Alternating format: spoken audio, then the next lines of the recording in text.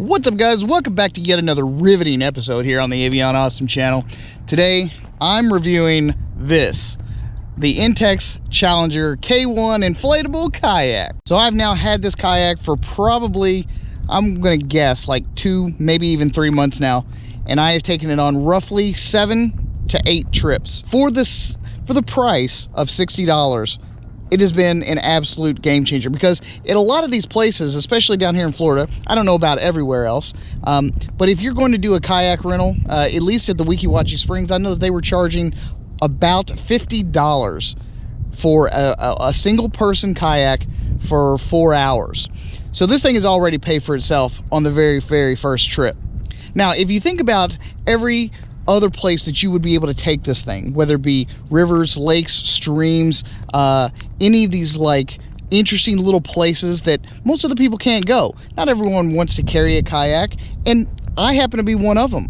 But because this thing is actually inflatable, I think it changes the entire dynamic, mainly because it's easy to fold up, it's easy to pack up, it's easy to stow, it's easy to put anywhere you want it to go, and it's much lighter. Now, personally, in my opinion, I think that's the biggest selling point. With it being inflatable, I'm able to kick back and relax and enjoy a day. I don't actually have to work, you know, if I don't want to. You know, this thing actually becomes almost dual purpose. If I want to kayak, if I want to paddle, you know, really hard and get to somewhere specific, I can. But if I just want to come out here in the middle of a lake and then pull my feet out of the kayak, kick back and relax, I can do that too. Like right now, my friend is way out there in the middle of the lake, and he's on a rigid body kayak.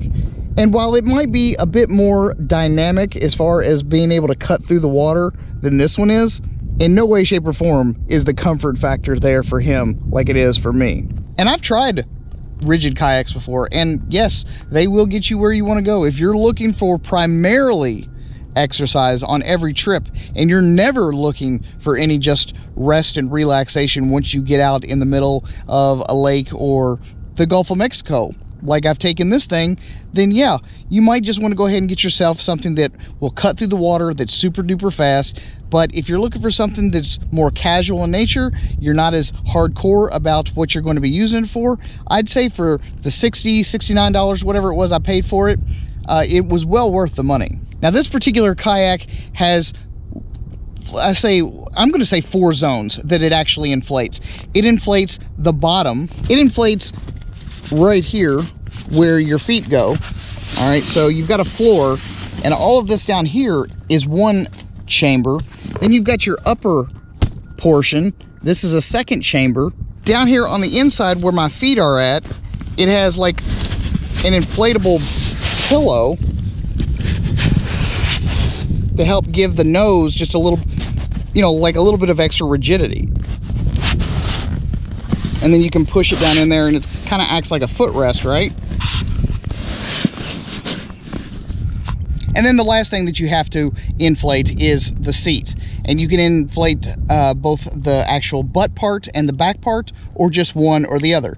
9 times out of 10, I just inflate the back part and leave the butt part uninflated so that I can sit deeper into the kayak, so I have a lower center of gravity, so that while I'm just out here chilling and relaxing, it's not as, you know, intense. You know, the higher you sit up, the easier it makes it to paddle. But if you don't want to paddle that much and you're just looking for some rest and relaxation, don't inflate the butt. Sit a little lower and you can relax a little bit more.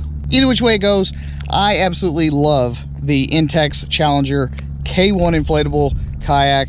I'm probably going to be using it for a long time to come, assuming that I never get it poked or anything. But one more thing that I wanted to remind you all is that it does come with this aluminum oar. It's not the best. It'll still get you where you need to go, especially if you're not like super particular about your oars. It's going to do the job just fine. And one more thing is that it does have a removable skeg on the bottom of this particular kayak, so you can clip it in and pull it out, and the skeg is your fin on the bottom that enables you to actually go straight and not just turn around in circles the entire time.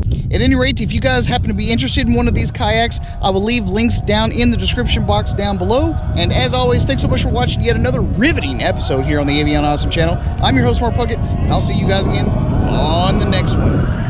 Peace.